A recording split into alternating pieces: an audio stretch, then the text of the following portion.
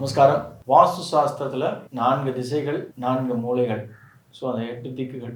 அதில் ரொம்ப முக்கியமான மூலை அப்படின்னு சொன்னால் வடகிழக்கு. இந்த வீடியோவில் நம்ம வடகிழக்கு மூலையில் நம்மளுடைய வீட்டுக்கு வெளிப்புறத்தில் என்ன வரலாம், எது வரக்கூடாது. ஏன்னா நம்ம முன்னாடி இருக்க வீடியோஸ் எல்லாத்துலேயுமே நம்ம வீட்டுக்குள்ளே என்னென்ன விஷயங்கள் வரலாம் அப்படின்றத நிறைய பேசிட்டோம். இப்போ ஓரளவுக்கு உங்களுக்கு ஒரு ஐடியா கிடச்சிருக்கும். வாஸ்து சாஸ்திரத்தில் ஓகே நம்ம வீட்டில் இதெல்லாம் இருக்குது, இதெல்லாம் தவறு அப்படின்றது வீட்டுக்குள்ளே உங்களுக்கு ஒரு ஐடியா கிடச்சிருக்கும்.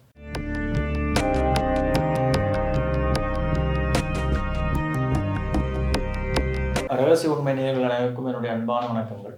அடியார்கள் வாழ, அரங்கன் நகர் வாழ, ஷகோப்பந்தன் தமிழ் நூல் வாழ, கடல் சூழ்ந்த மண்ணுலகம் வாழ, மனவாள மாமுனியே இன்னும் ஒரு 100 ஆண்டு வாழியே. வாஸ்து சாஸ்திரத்தில் ரொம்ப முக்கியமான ரோலை ப்ளே பண்ணக்கூடியது இந்த எக்ஸ்டர்னல் ஃபேக்டர்ஸ். வீட்டுக்கு வெளியில்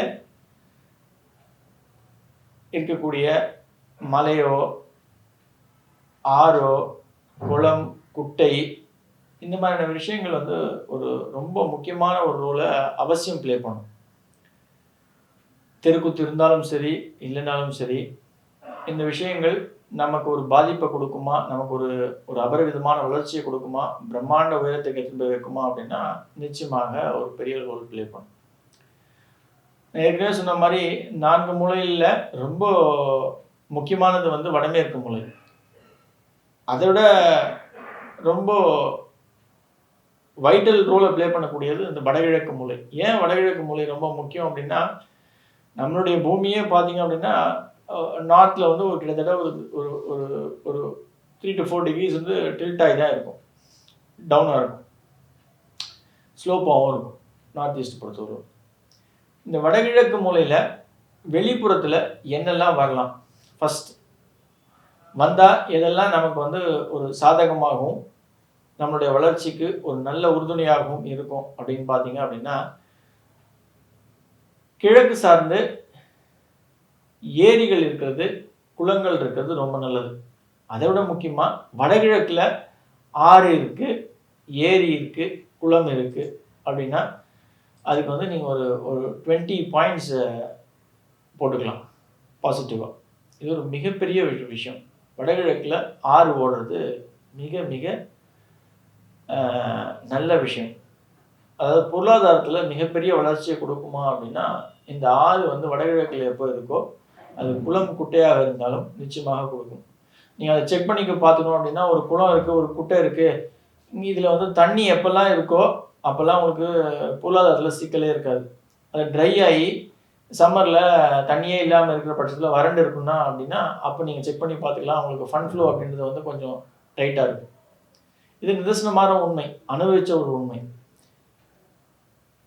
தண்ணி வடகிழக்கில் இயற்கையாகவே ஆழமாக குளம் இருக்குது அப்படின்னா நான் ஏற்கனவே சொன்ன மாதிரி ஒரு 20-25 பாயிண்ட்ஸ் நீங்கள் போட்டுக்கலாம். அதனால தான் நம்ம வீட்டுக்குள்ளேயும் எப்பயுமே வடகிழக்கில் தான் சம்பு வச்சுக்கோங்க, போர் வச்சுக்கோங்க, கிணறு நோண்டிக்குங்க அப்படின்னு சொல்கிறது.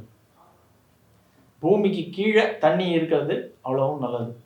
நீங்கள் உடனே என் கிளைண்ட் ஒருத்தர் கேட்டார், சார் நீங்கள் வடகிழக்கில் தண்ணி வச்சுக்கலாம் சொன்னீங்களே, நான் ஒரு 20 லிட்டர் கேன் வாங்கி வச்சுருக்கேன் சார், அது நல்லது தானே சார்? அது எவ்வளோ பாரம்? அது பூமிக்கு மேலே, தரைக்கு மேலே வைக்கிறது நல்லது கிடையாது. இது கொஞ்சம் ரொம்ப கூர்ந்து கவனிக்க வேண்டிய ஒரு விஷயம்.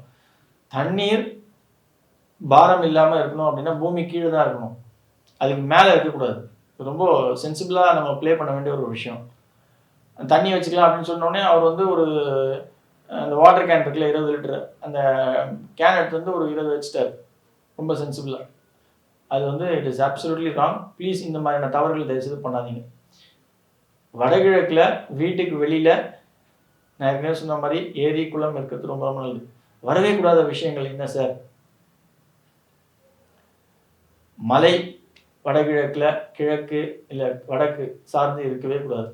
தயவுசெய்து அது மாதிரி இப்போ ஒரு பிளாட் ஒரு பிளாட் ஒருத்தர் உங்களுக்கு சொல்கிறார், ரெக்கமெண்ட் பண்ணுறாரு, இங்கே லே அவுட் போட்டிருக்கோம் அப்படின்னா அதில் வடக்கு பக்கத்தில் மலை இருக்குது அப்படின்னா நீங்களே ரூல் அவுட் பண்ணிடலாம். இது பெரிய ஒரு வாஸ்து கன்சல்டண்ட்டை கூப்பிட்டு அவர் ஒரு அப்பாயின்மெண்ட் ஃபிக்ஸ் பண்ணி நீங்கள் ஃபீஸ் கொடுத்து பார்க்கணுன்னு அவசியமே கிடையாது. சார் இது வடக்கில் மலை இருக்குது, கிழக்கில் மலை இருக்குது, எனக்கு வேணாம் சார், டேரெக்டாக சொல்லிடலாம்.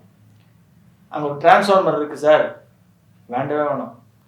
வடக்கில் ரயில்வே ட்ராக் இருக்குது சார், ரூல் அவுட் பண்ணிடுங்க. வடக்கில் பெரிய பிரிட்ஜ் கட்டியிருக்காங்க சார், ஒரு பிரிட்ஜ் வரப்போகுது, ஹைவேஸ் வருது, ப்ளீஸ் ரூல் அவுட். வேண்டவே வேண்டாம். மெட்ரோ இருக்குது சார், நோ நீட். மேலே இப்போ பிரிட்ஜ் போயிட்டு இருக்கு சார், வேண்டவே வேண்டாம். வடகிழக்கில் ஒரு பெரிய மரம் இருக்குது சார், அது வந்து ஒரு 200 வருஷம் பழைய 200 வருஷமாக இருக்கக்கூடிய ஒரு மரம், ஆலமரம், அரச மரம். ப்ளீஸ் அது முடிஞ்சால் கட் பண்ணிவிடுங்க. அந்த இடத்துல ஏதாவது பிளாட் வாங்க போகிறீங்கன்னா ரூல் அவுட் பண்ணிவிடுங்க. இருக்கவே கூடாத ஒரு விஷயங்கள்.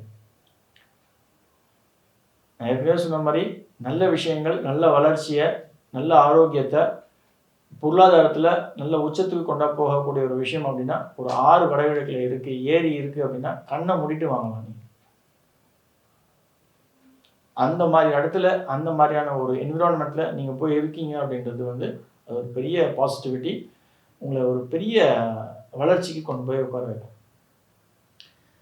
சார் ஓகே, நம்ம மற்றபடி வேறு என்ன விஷயங்கள் நம்ம பிளாட் செலெக்ஷனில் நம்ம ரொம்ப கூர்ந்து கவனிக்க வேண்டியோம் அப்படின்னா, அந்த வடகிழக்கு பொறுத்தவரையிலும் எந்த காரணம் கொண்டும் ஒரு ஒரு பொது கிணறு இருக்குது சார் வடகிழக்கில், அது இது வந்து கல்டிவேபிள் லேண்டாக இருந்தது.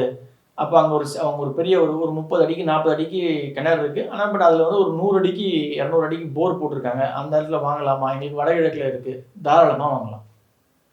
ஒரு கிணறு பொது கிணறு தான் இருக்குது, தாராளமாக எடுத்துக்கலாம். நீங்கள் ஏற்கனவே சொன்ன மாதிரி அந்த இடத்துல வந்து ஹைவேஸ் வருது, அங்கே ஒரு ஓவர் ஹெட் பிரிட்ஜ் ஒன்று வருது அப்படின்னா ப்ளீஸ் அவாய்ட் இட். அந்த இடத்த வந்து நீங்கள் வந்து தேவையில்லைன்னு சொல்லிடலாம்.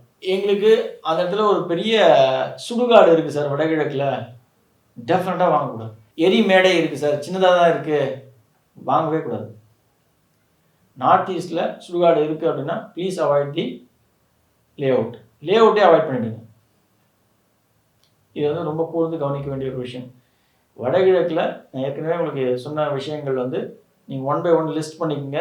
எதெல்லாம் வந்து டிக் பண்ணிக்கணுமோ, எதெல்லாம் வரலாமோ அதை டிக் பண்ணிங்க, எதெல்லாம் வரக்கூடாதோ அதை வந்து ரூல் அவுட் பண்ணிவிட்டு அந்த இடத்த அவாய்ட் பண்ணிக்கலாம். இதுக்கு நீங்கள் வந்து கன்சல்டண்ட்டை கூப்பிட்டு தான் பார்க்கணுன்னு அவசியமே கிடையாது. தாராளமாக you can go ahead and you can select the flat. வடகிழக்கில் கோயில் இருக்குது சார், எங்கள் வீட்டுக்கு வடகிழக்கில் ஒரு பெரிய கோவிலுடைய கோபுரம் இருக்குது, இது எப்படி சார் அப்படின்னா, அந்த கோபுரத்தோட உங்களுடைய வீடு உயரம் ஜாஸ்தி இருக்கணும். இது முக்கியமாக நீங்கள் பார்க்க வேண்டிய ஒரு விஷயம். ஆனால் ஒரு வீட்டுடைய வடகிழக்கு பகுதியில் கோயில்கள் இருக்கிறது, அந்த மாதிரி இடத்த நம்ம வாங்கலாமா? அந்த மாதிரி இடத்துக்கு வீட்டுக்கு வாடகைக்கு போகலாமா? இல்லை அங்கே ஒரு வீடு விலைக்கு வருது, அதை நம்ம வாங்கலாமா அப்படின்னா அதை மேக்ஸிமம் அவாய்ட் பண்ணிக்கிறது ரொம்ப நல்லதுங்க. நம்மளுடைய வீட்டுக்கு தென்மேற்கில் ஒரு கோபுரம் இருக்குது அப்படின்னா தாராளமாக கண்ணை மூடிட்டு வாங்கலாம். வடகிழக்கில் இருக்கிறதுக்கு அவாய்ட் பண்ணிக்கிறது நல்லது. நன்றி. ஆழ்வார் ஆச்சாரியன் எம்பெருமானார் ஜிய திருவிழியே சரணம், ஆண்டாள் பிச்சோக்கள் இங்கம் சரணம் சரணம் சரணம்.